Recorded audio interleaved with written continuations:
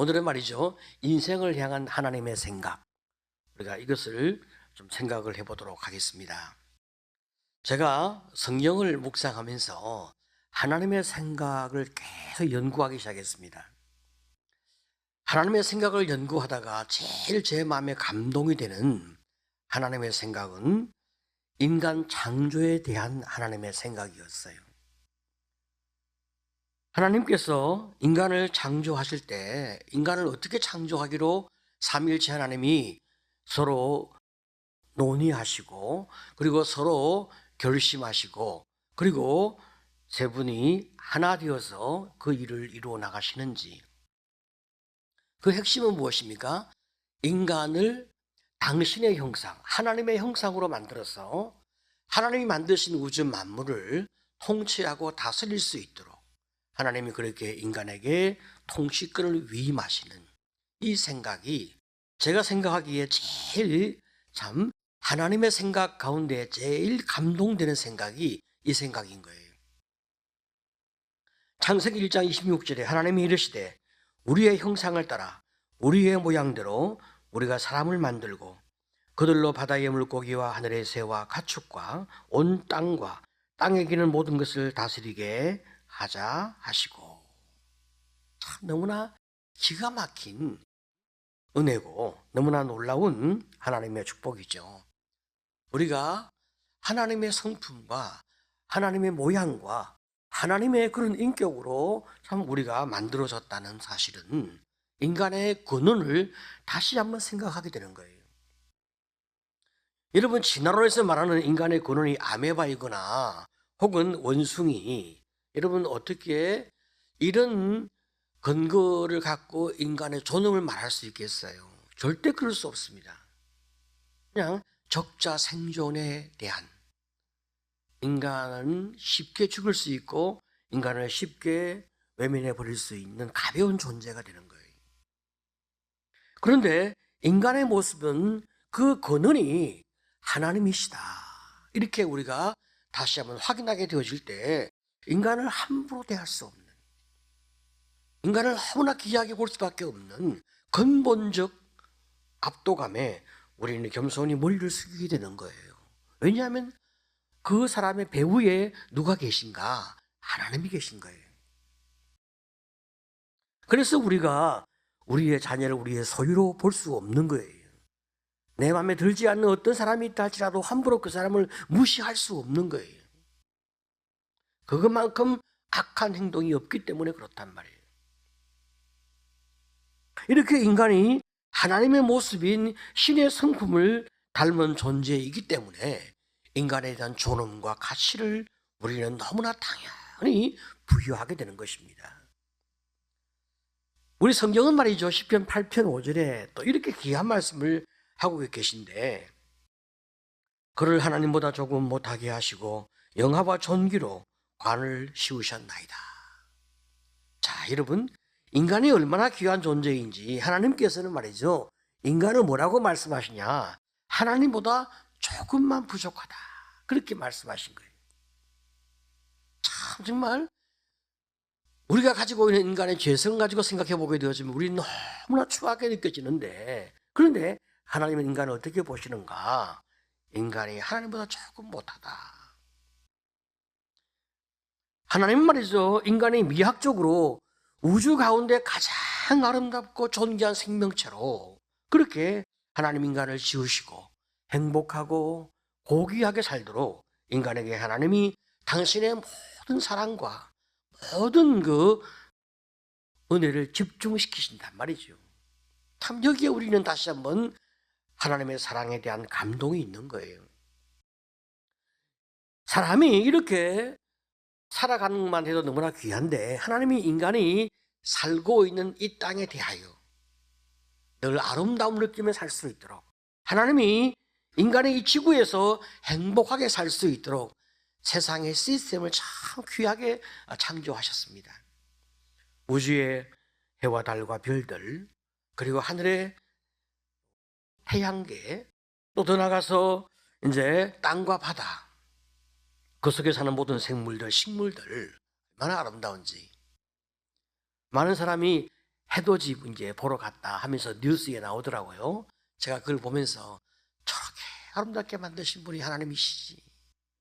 그걸 보고 감동하라고, 행복하라고. 우주 만물을 보고 자연을 보면서 우리가 경탄에 맞지 않는 감동이 있잖아요. 누가 그렇게 만들었습니까? 하나님이. 왜? 네가 행복하라고. 그렇게 하나님이 모든 것을 만드셨단 말이죠. 모든 것의 주인이 우리 하나님이신 거죠. 하나님께서 어느 날 말이죠, 동물을 다 이제 창조하시고 그 다음에 아담에게 동물을 다 이끌어 오시는 거예요. 하나님께서 당신이 창조했기 때문에 당신이 이 동물들의 이름을 딱 부여하시면 되는 거예요. 그런데 하나님께서 아담에게 동물의 이름을 지어주라, 그렇게 말씀하시는 거예요.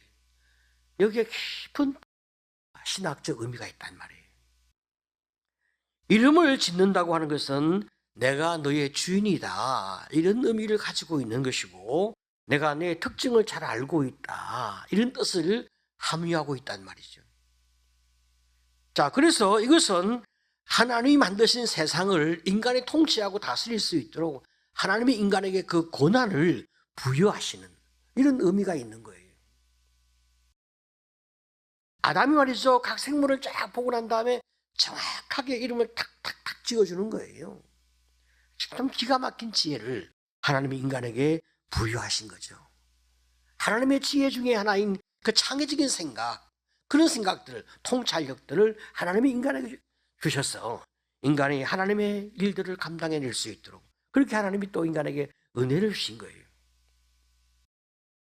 자, 이렇게 놀랍고 뛰어난 인간, 하나님이 우연히 그냥 만드신 것이 아니라 삼위일체 하나님이 의논하고 같이 계획하고 한 마음으로 인간을 창조하셨다. 그리고 온 세상을 인간이 행복하게 살아가도록 하기 위하여 우주를 함께 하나님이 준비하셨다. 하나님을 닮은 그 인생이 이 땅에서 존엄하고 세상을 통치하고 행복하게 살아가도록, 그리고 더불어 사랑을 나눌 수 있도록 하기 위하여 하나님이 그렇게 인생을 그리고 우주를 만드신 거예요.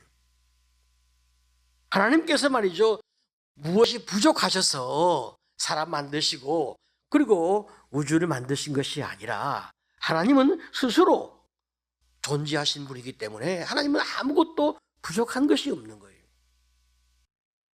우리가 자꾸만 뭘 오해하는 거죠. 하나님이 바치라 하니까 하나님이 뭐가 부족한 것이 계신가?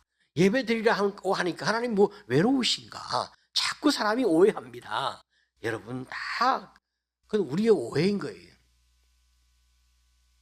하나님이 우리와 얼마나 다른 존재인가, 얼마나 큰 차이가 있는가, 우리가 그것을 조금 이해할 수 있도록 하기 위해서 구약 성경에 하나님께서 당신의 이름을 여호와라고 지으신, 그리고 말씀해 주신 그 의미를 우리가 조금 생각해 볼 필요가 있습니다.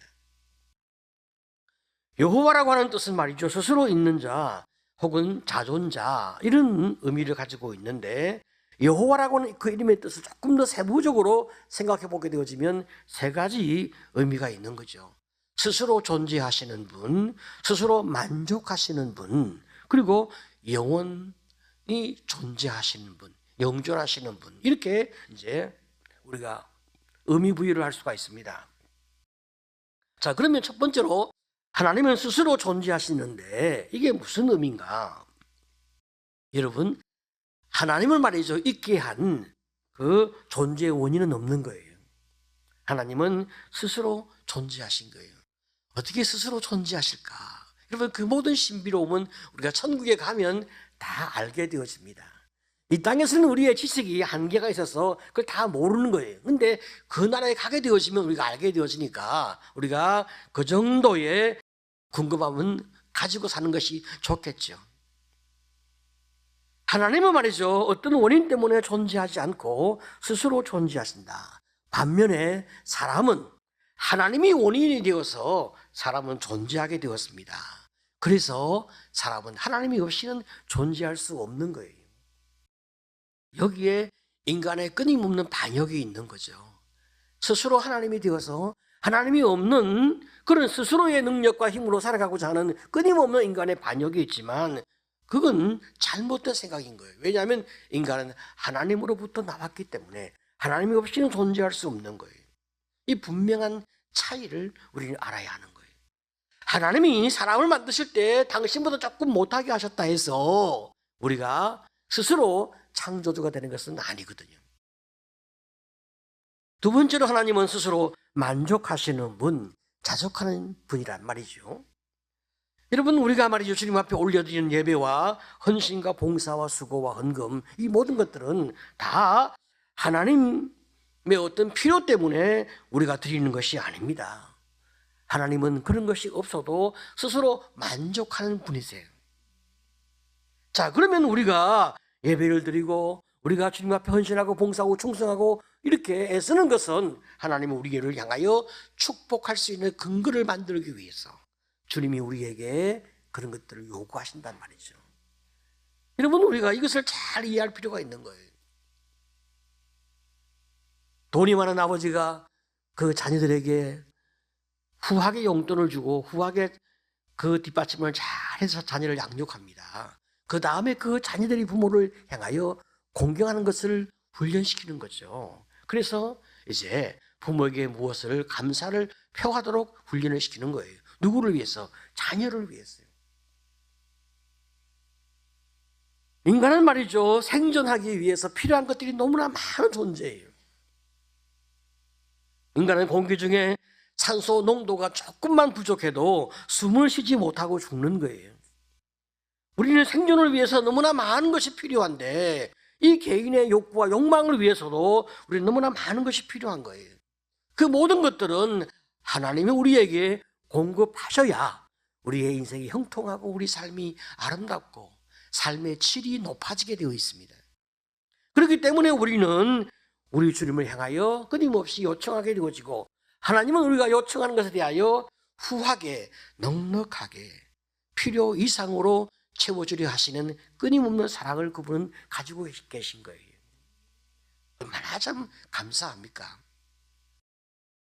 세 번째, 우리 하나님은 영존하시는 분이시다. 자, 여러분, 영존이란 무엇입니까? 시작도 없고 끝도 없는 영원한 존재가 바로 영존입니다. 우리 하나님은 그러신 분이죠. 그래서 우리 성경은 그 하나님을 가리켜 알파와 오메가라, 처음과 마지막이라 그렇게 이야기를 하고 있습니다. 사람은 말이죠, 아침에 피었다가 저녁에 지는 들꽃처럼 잠깐 존재하는 거예요. 물론 그것은 인간의 육입니다. 잠깐 존재하는 거죠. 하지만 우리 하나님은 스스로 존재하시고 자족하시고 영원히 존재하시는 영존하시는 하나님이시다. 자, 여러분, 얼마나 우리가 우리 하나님에 대하여 겸손히 머리를 숙일 수밖에 없도록 그렇게 하나님이 존재하시는지. 그런데 그 전능하신 하나님께서 죄인된 우리를 구원하기 위하여 이 땅에 연약한 인간으로 오셨고 그리고 우리를 위해 십자가에 못 박혀 죽으신 이 놀라운 사랑, 여러분, 이 사랑을 우리가 어떻게 다 그 사랑에 대한 표현과 감사를 고백할 수 있겠어요?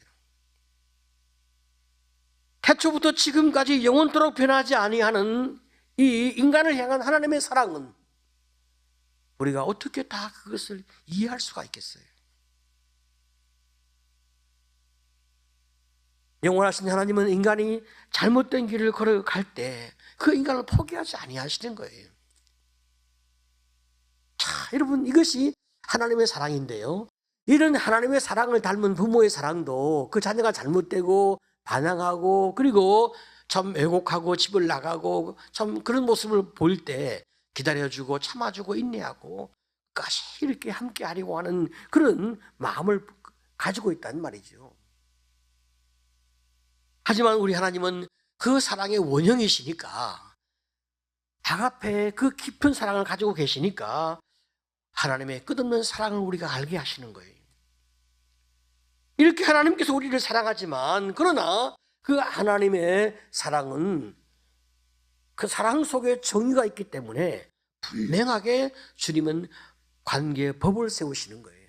너희가 형통하고 너희가 잘 되기 위해서는 질서 안에 나의 사랑을 받아라. 그렇게 말씀하는 거죠. 왜? 인간이 교만하면 안 되니까. 인간이 교만하면 악을 범하게 되어지거든요. 자기 자신에게도 교만하면 안 되고 남에게도 교만하면 안 되는데, 인간이 하나님의 사랑 안에 질서 안에 있도록 하기 위해 하나님께서 제한을 분명히 두시는 거예요.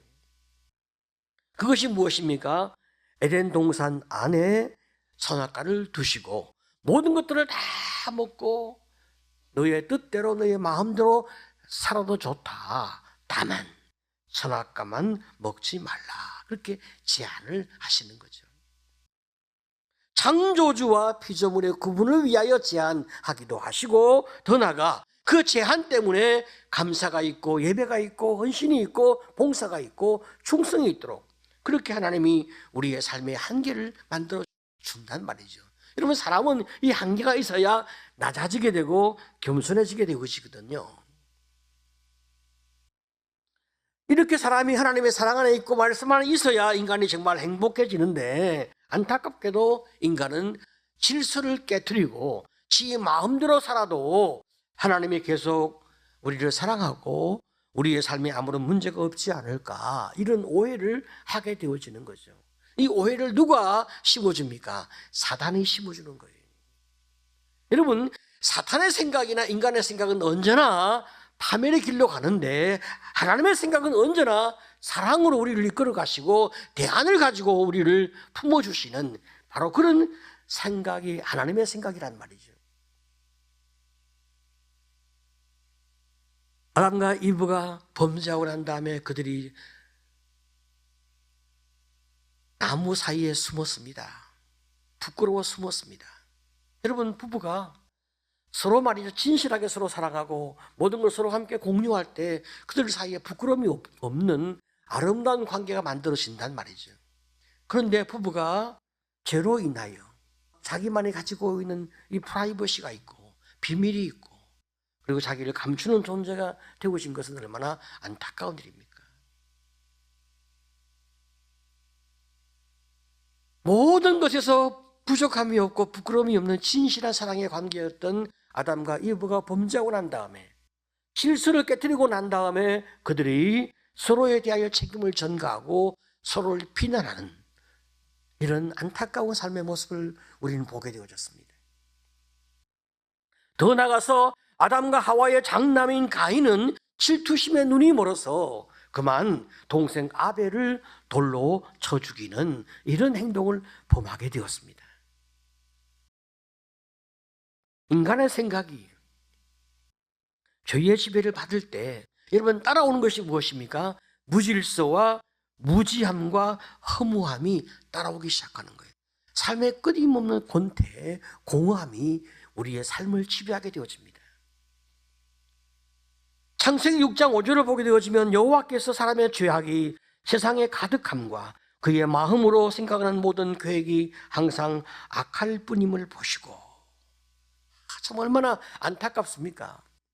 죄로 인해 물든 인간의 생각은 근본적으로 악하고 더 나아가서 선한 것을 볼 수 없는 참 이런 고통을 우리는 보게 되어집니다. 시편 94편 11절은 여호와께서는 사람의 생각이 허무함을 아시느니라. 여러분, 이쯤 되어지면 사람에게 무슨 가치가 있냐, 무슨 선함이 있겠냐, 그냥 버리고 사람을 포기할 법도 한데 우리 하나님의 생각은 그렇지 아니한 거예요. 이사야 65장 1절로 3절 우리 같이 한번 읽어보겠습니다. 자, 시작. 나는 나를 구하지 아니하던 자에게 물음을 받았으며 나를 찾지 아니하던 자에게 찾아냄이 되었으며 내 이름을 부르지 아니하던 나라에 내가 여기 있노라 내가 여기 있노라 하였노라.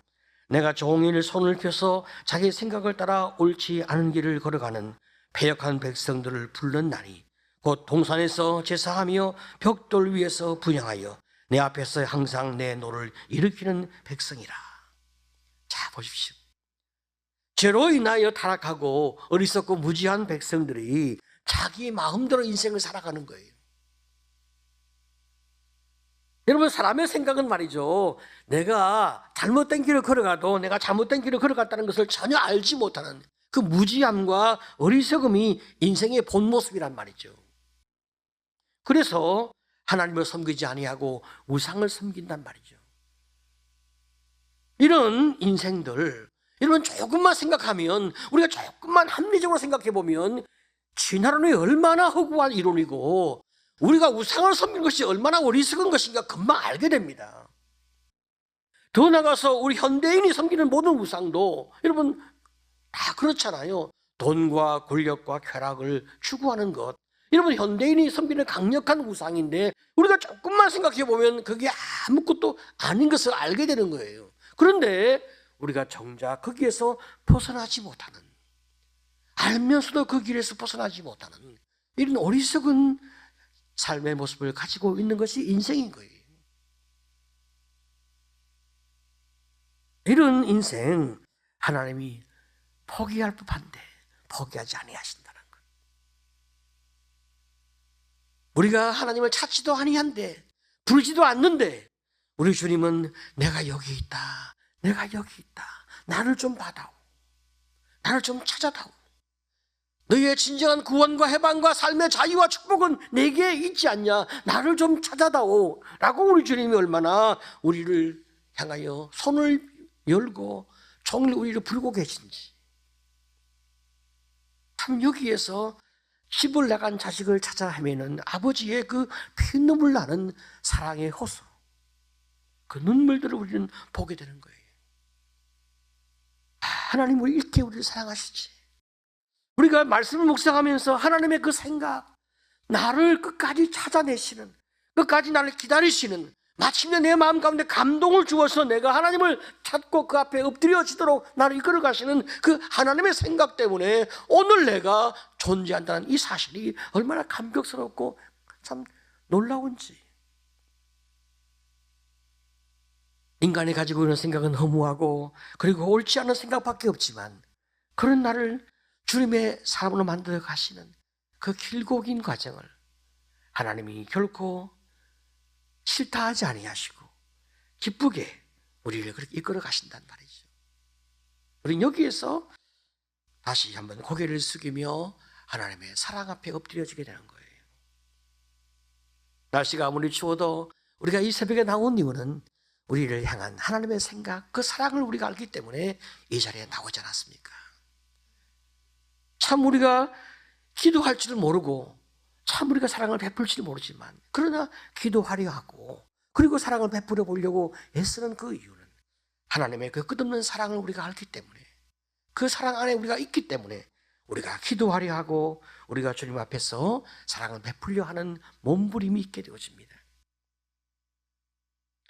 이렇게 하나님의 생각은 말이죠, 진정으로 우리 인생이 행복하고 자유롭고 능력 있는 삶을 살게 하시고, 하나님의 생각은 우리가 이 땅에 통치하며 다스리며 정복하며 넉넉한 인생을 살아가도록 이끌어 가시는 건데, 인간의 생각은 세상을 따라가며 세상의 노예가 되어지며 그리고 마귀의 착취를 받는 인생의 그 길을 걷게 되어지니, 여러분 하나님의 생각과 인간의 생각이 얼마나 많은 차이가 있습니까?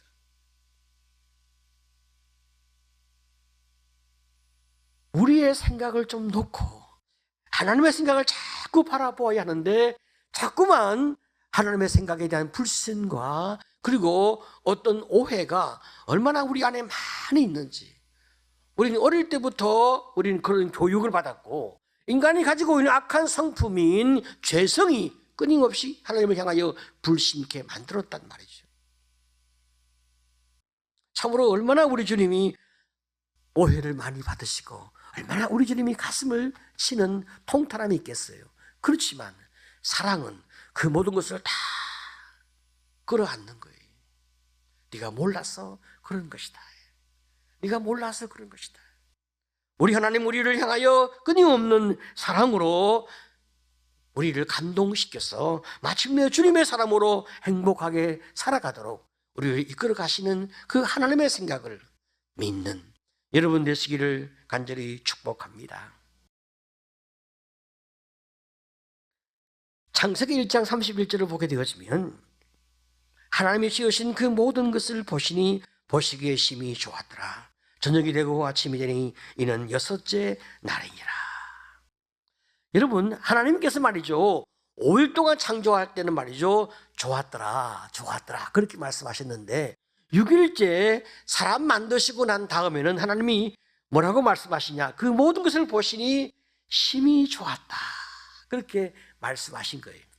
창조의 완성, 창조의 절정, 창조의 핵심, 여러분 그게 사람이잖아요.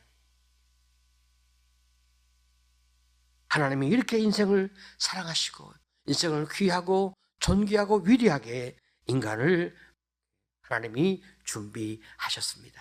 바로 그 인간이 여러분들이고 우리들입니다. 여러분, 우리가 어떻게 인생 삶을 살아가면서 찌질하게 세상에게 끌려가고 마귀에게 끌려가고 우리가 악에 끌려가는 그런 인생 삶을 더 이상 살아갈 이유가 어디 있겠어요? 그런 유혹이 있고 또 그런 분위기가 만들어진다 할지라도 아니라고 딱 결단하면 되거든요. 아니야, 내가 가야 할 길이 아니야, 내가 선택할 게 아니야. 돌아서면 하나님이 더 큰 축복과 더 큰 보상과 더 큰 은혜로 우리의 인생을 축복하는 것을 믿으시기를 축복합니다. 아멘.